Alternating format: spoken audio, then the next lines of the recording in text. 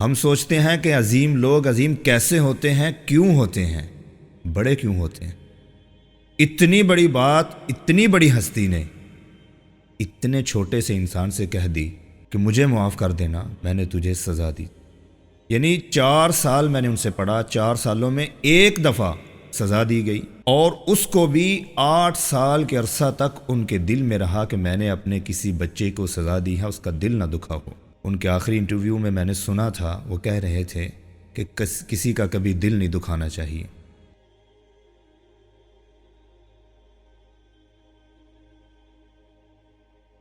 السلام علیکم ورحمۃ اللہ وبرکاتہ۔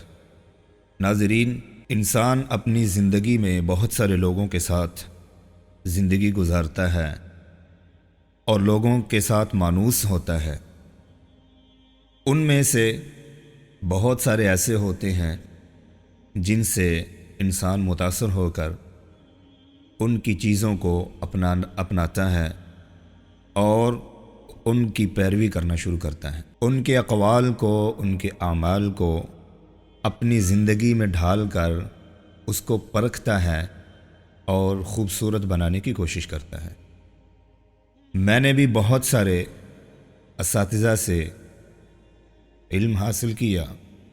ہر پھول کی ایک الگ خوشبو اور خوبصورت اور بہترین خوشبو ہوتی ہے، لیکن جس شخصیت سے میں سب سے زیادہ متاثر ہوا اور جن کی باتوں نے دل کے اوپر اثر کیا، وہ اس 16 فروری کو حالیہ دنوں میں جو قرہ کرام کو ایک بہت بڑا دھچکا لگا، اور اس زمانے کے ایک امام بلکہ ایک ولی، میں اپنے دوستوں سے کہا کرتا تھا کہ آج کے زمانہ میں اگر آپ کسی حقیقی ولی سے ملنا چاہتے ہیں تو چلے میں آپ کو ملواتا ہوں، اور آپ خود اس بات کا اقرار کریں گے کہ واقعتاً کوئی ولی ابھی زندہ ہیں۔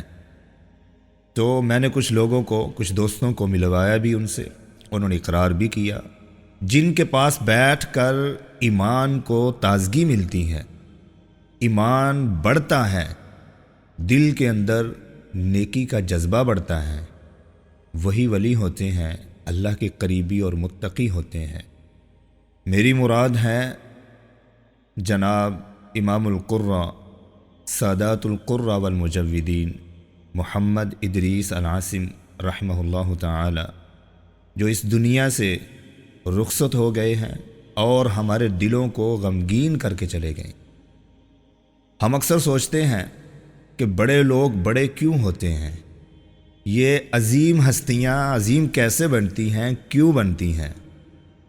جب لوگ زندہ ہوش و حواس کے ساتھ ہمارے سامنے ہوتے ہیں تو بہت سارے پہلو ہم اگنور کر جاتے ہیں، ان کی باتیں سنتے بھی ہیں، کانوں میں پڑتی بھی ہیں، لیکن بندہ وہ فوکس نہیں دے پاتا، اس طرح ان کو اہمیت نہیں دے پاتا جس طرح دینی چاہیے۔ لیکن جیسے ہی وہ لوگ انسان سے بچھڑتے ہیں، لوگوں سے بچھڑتے ہیں، پھر یاد آتا ہے کہ یار کتنی بڑی باتیں انہوں نے کی ہیں اور ان کی کیا اہمیت ہے ہماری زندگی میں، اس کو خوبصورت پرسکون بنانے میں، رشتوں میں قربت ڈالنے میں کیا خوبصورت ان کی باتیں ہیں۔ میں ایک واقعہ اپنا شیخ محترم امام القرہ والمجودین محمد ادریس العاصم رحمہ اللہ کا آپ کے سامنے رکھتا ہوں، جو میرے ساتھ ہوا۔ ہزاروں ان کے شاگرد ہیں، پوری دنیا میں پھیلے ہوئے ہیں، اور ان کے ہزاروں واقعات ہوں گے، اور اپنے ہر شاگرد کے ساتھ ان کا ایک شفیق باپ کے جیسا تعلق تھا۔ ہر شاگرد یہ سمجھتا تھا کہ مجھ سے زیادہ محبت کرتے ہیں۔ زمانہ طالب علمی میں ہم طلباء کے درمیان جھگڑا ہوا، شدید جھگڑا ہوا، تو شیخ محترم نے دفتر میں بلا کر ہمیں سزا دی۔ ادارے کے نظم و ضبط کو قائم رکھنے کے لیے انتہائی اہم تھا۔ انہوں نے مجھے 12 سٹکس لگائیں، اور وہ دن گزرے، کئی راتیں گزری، کئی شامیں گزریں، کئی سورج غروب ہوئے، حتیٰ کہ 8 سال کا عرصہ گزر گیا۔ 8 سال کا میں بھول چکا تھا، وہم و گمان میں بھی نہیں تھا کہ ہمارے شیخ محترم نے ہمیں سزا دی تھی اور ہم نے اس کو ذہن میں رکھنا ہے۔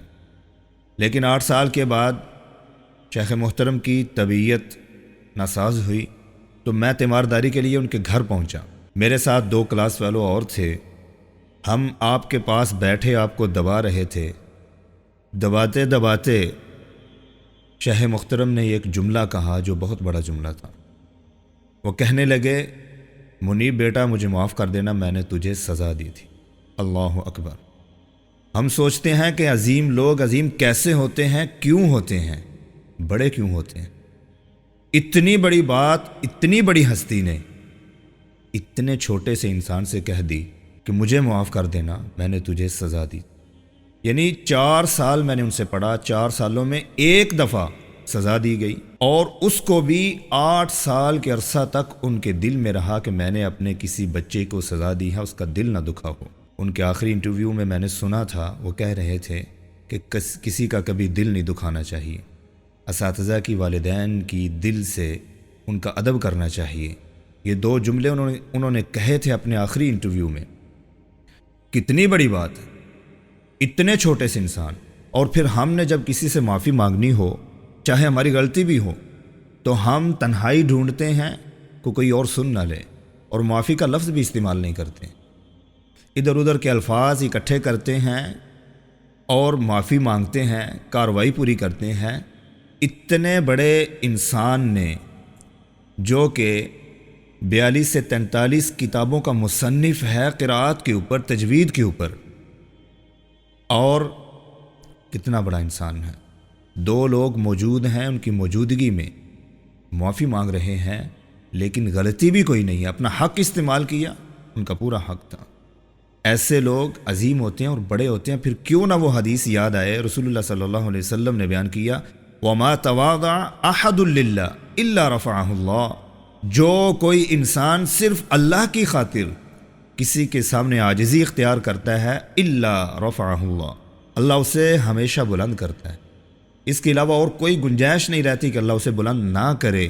پھر ہم نے آپ کے جنازے کو دیکھا کہ لوگ دوڑ کر جمع ہو رہے تھے، بھاگ رہے تھے کہ کہیں جنازہ چھوٹ نہ جائے، اور وہاں بھیڑ دیکھی، بھیڑ کی بھرمار دیکھی۔